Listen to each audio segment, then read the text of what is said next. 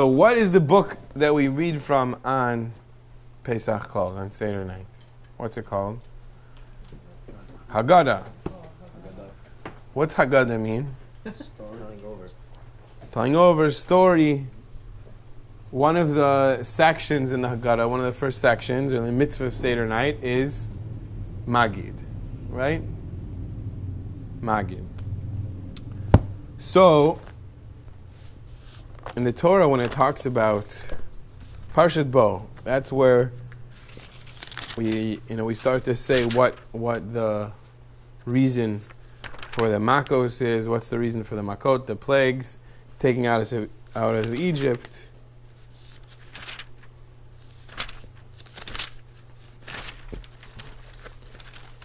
So we're going to, not this week, but the one question is that in Parshat Vayera, we already had 7 plagues. Parshat Bo, we have the last 3, starting with locusts. So before that happens, it says, So Hashem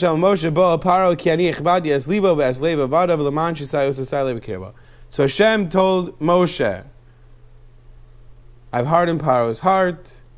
You're going to tell his servants about, and they're going to see my signs. And now he says, Ulaman tesaper ba'aznei bincha uben bincha es asher yisalalti mitzrayim, how I made a mockery of Egypt, ves ososai asher samti bam, and my signs that I put there, vidatim ki ani Hashem, and you'll know that I'm Hashem. So we're not going to talk about this part so much. Actually, we might get to it. What time is it? 5 and 9. Okay, so the questions here are like this. Maybe we'll get to all the answers this week, or maybe not. But the first question is why. Right now, we're telling the reasons for the makot. We're telling the reason for the plagues. So it should be in the beginning. If it's not in the beginning, at least the end. Why right in the middle? The middle of the story, the middle of the plagues, Hashem decides to tell Moshe, it's in order, Leman tesaper ba'aznei bincha, in order that you tell your children how he made a mockery of Egypt. So that's where we get the word. The Rambam uses Sipur Yetzias Mitzrayim, telling over the story of Yetzias Mitzrayim. And that's what it says in the Haggadah. The Haggadah talks about Sipur Yetzias Mitzrayim. What's Sipur mean? Sipur? A story. It says in the Haggadah, Kol marbe b'Yetzias Mitzrayim harei zeh meshubach. Anyone who increases Yetzias Mitzrayim harei zeh meshubach. It's not here. Right? Look for Sipur Yetzias Mitzrayim.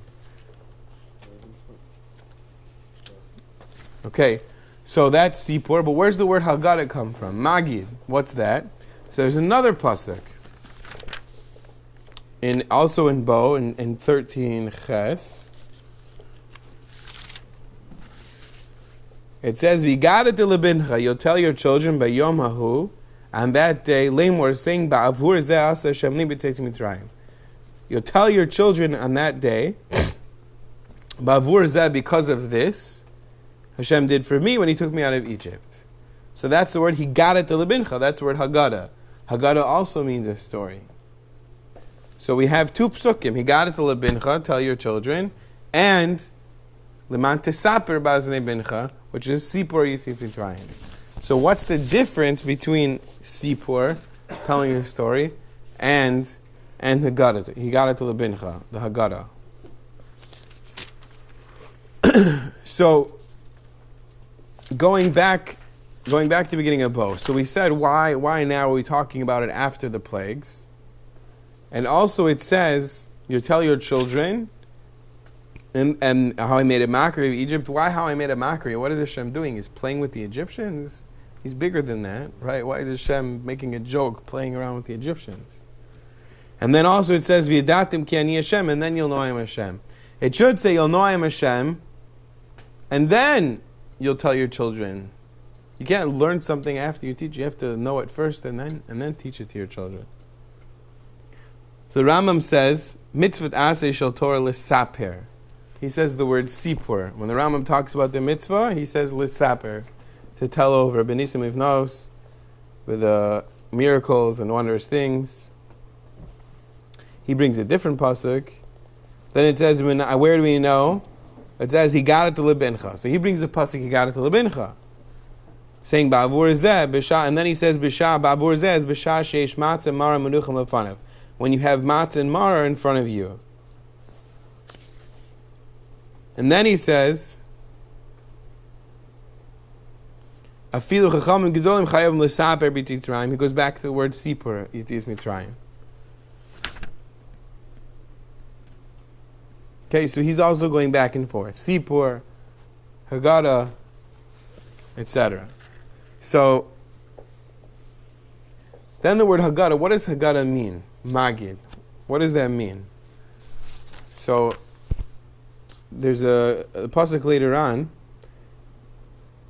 after, in Parshas Yisro, it says, Moshe al har, Moshe went up to the mountain, Vayikra ilav Hashem min ahar, and Hashem called to him, and he was going to tell him how to teach Bnei Yisrael. What did he say? He said, Ko somar leBeis Yaakov, tell Beis Yaakov. Who's Beis Yaakov? The women. V'sagid leBnei Yisrael, and tell Bnei Yisrael. So we have two languages of speaking. To the girls, to the women, it's somar, tomar. To the men, it's v'tagid. So what's the difference? So Rashi says, Ko somar, belashon hazeh, keseder hazeh. So lebeis Yaakov elu anashim, omer lehem belashon raka. In a soft way of speaking, you have to speak nice to the women, right? Speak softly, calmly to women. Besagid lebnei Yisrael, but to the men, what does Rashi say?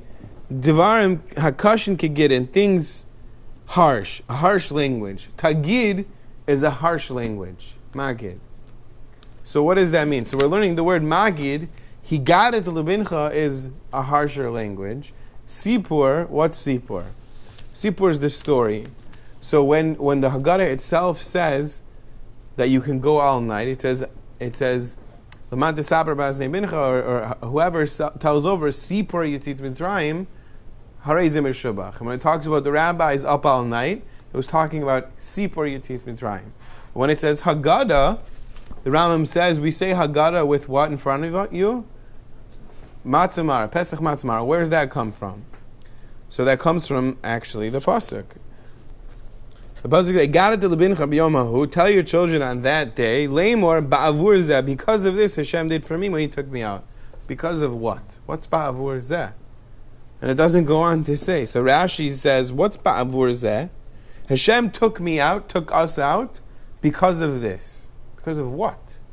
Rashi says, Ba'avur she'akayim mitzvosav, in order that I will keep His commandments.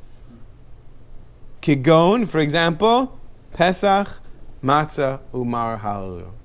These things. That's why the Rambam says you have to have Pesach, Matzah, Mar in front of you, and you point during Magid, right? We point to these things. Why is that? It's because we're Haggadah. We're supposed to give over the feeling. We tell over that Hashem took us out. Why? In order that I will keep the mitzvot. In order that I will follow the Torah. That's why. So why is it, Rashi says it's a harsh language? Because it's a bottom line. It's a therefore. Hashem took me out, therefore we're obligated. That's the mitzvah of Magid. Haggadah. Higadet lebincha is to give over the understanding. Hashem took us out. If He didn't take us out, we'd still be slaves in Egypt. We'd still be meshubed to Paro, whatever that means. It's a different discussion. We have to understand that the reason Hashem took us out is because we're going to go accept the Torah and keep the mitzvot. That's it. There's no going at length about that. That's just the bottom line. It's a harsh language because it's a bottom line. God took us out, therefore I'm obligated. That's ba'avur zeh. So that's Haggadah. That's Magid. So what's Sipur Yitzit Mitzrayim? So Rosh Hashiva Rabbi Zwag gives a mashal. Let's say we have children, grandchildren, nephews. So let's say you go pick up this child that is close to you from school, and you see that there's another kid picking on somebody else, picking on another kid, bullying him, pushing him around, hitting him. So you go and you stop, you pull the bully away, right? But let's say this bully is messing with your grandson, or your nephew, or your son. So now when you pull that bully away, you grab him a little harder, right? A little harsher, pull him away a little more. Get off my kid. Hashem says, B'ni B'chor Yisrael. Yisrael is my firstborn son. You mess with Yisrael, you mess with me. So the first 7 makot, the first 7 plagues, and the other parasha, that was Hashem punishing a nation for messing with another nation. Hashem's the king of the world. He can't have that in his kingdom. That's not what you do. That's not nice. The last 3 plagues was Hashem saying, B'ni B'chor Yisrael, you mess with them, you mess with me. That was the extra pulling away. Get off my kid. It's to show that Hashem cares about us. And what does it say? Leman tisaper ba'aznei bincha. In order that you'll tell over to your children and your children's children how I made a mockery. Why did I make a mockery? Because that was the extra, right? That was the extra harshness that he gave because they're messing with my kids. And then it says, Vidatim kinei Hashem, and then you'll know I am Hashem. Why? Because when you have children, and you know how you feel about your children, Vidatim kinei Hashem, then you'll know I'm Hashem. That's how I feel about you. That's what it means. The way you feel about them, your love for them, B'ni B'chor Yisrael, that's how I feel about you. That's all about the relationship. That's all about the wondrous things. Here it talks about, the Rambam says, we talk about the nisim and the flout, the miracles and all the wondrous things. So that's the whole storyline. You talk about all the miracles, how the plagues were mida keneged mida, it was because of this, because of that, all the amazing things that happened through the Exodus, everything. So that you can go all night. That's Sipur. That's talking about the relationship, how much Hashem loves us. That's why the Rambam says there, that Harei Zeh Meshavach Kula Marbe B'Sipur Yitzrayim, all that lengthen in Sipur Yitzrayim, telling over the story, Harei Zeh Meshavach, that's praiseworthy. But Haggadah, he doesn't say that, because Haggadah, Magid, is the bottom line. Magid Mitzvah, Higarat Lebincha, is that we have to tell over our children, we have to understand ourselves as well, that there's a bottom line. We have to understand that we're obligated. There's an obligation here. Hashem took us out. Therefore, we're obligated to keep the mitzvahs. And that's it. That's the bottom line. So we have 2 mitzvahs. Number 1 is telling over the story, all the wondrous things and how much Hashem loves us. That you can go forever. And the other thing, the bottom line, is to understand that I have an obligation. We have an obligation to keep the Torah, keep the mitzvah, because Hashem took us out. Okay, so those are the 2 differences in that. That's Sipur and that's Magid. Okay. So we go through, we have Kiddush, Kaddish, Urchatz, right? You know the song? Karpas, Yachatz, maybe we'll get into some later, but then we get to Magid. Magid is the Iker mitzvah, the main mitzvah, at least of the Haggadah.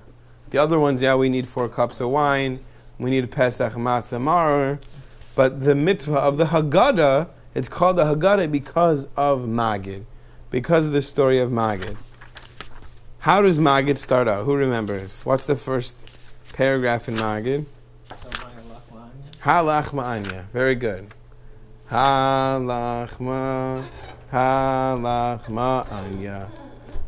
What language is that? Aramaic. Aramaic. Okay. Why is it in Aramaic? Because it was written in Bavel and they had to understand it? If that was true, then the whole Magid would be written in Aramaic. But Manishta is not. Even the answer, Avadim Hayinu Lepar Mitzrayim, what language is that? That's Hebrew. The answer is not even in Hebrew. I'm sorry, not even Aramaic, it's in Hebrew. So why are we starting the Haggadah Magid, the mitzvah of Magid, in Aramaic? If it's so I can understand it, then we should say the whole thing in English. So what is it about Aramaic, Arami, that why are we starting Magid with Aramaic?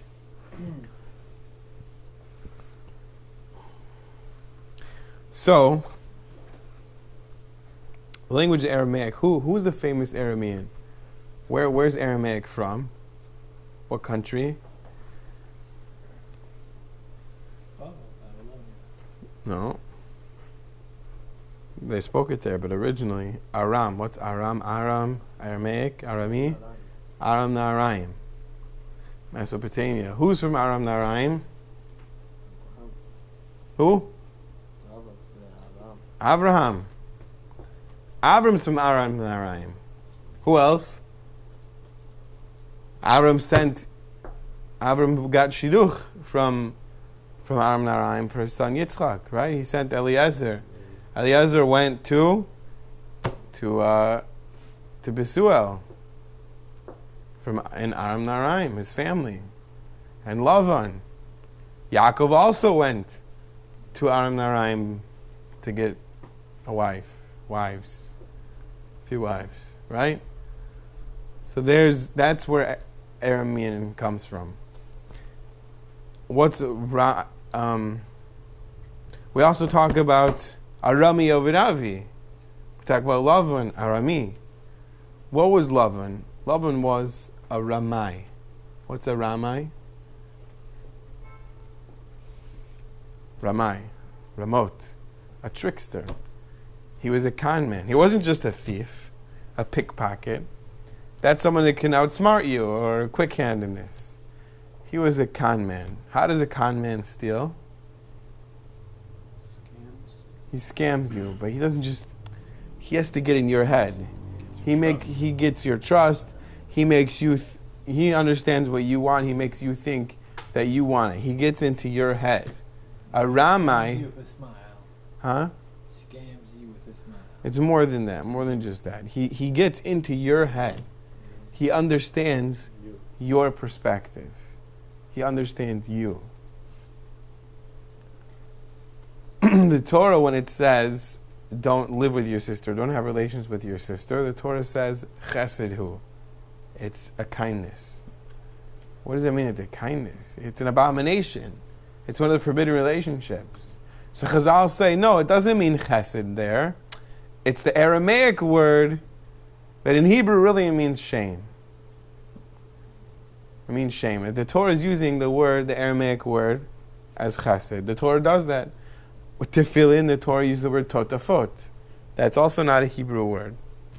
Many times the Torah will use a word from a different language. Anochi Hashem Elokecha. The first commandment of the Seder Dibrot, Anochi, is an Egyptian word, the Medrash says. It's an Egyptian word.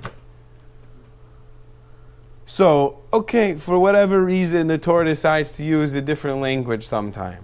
But here, chesed and shame, it's opposite. Why confuse us more?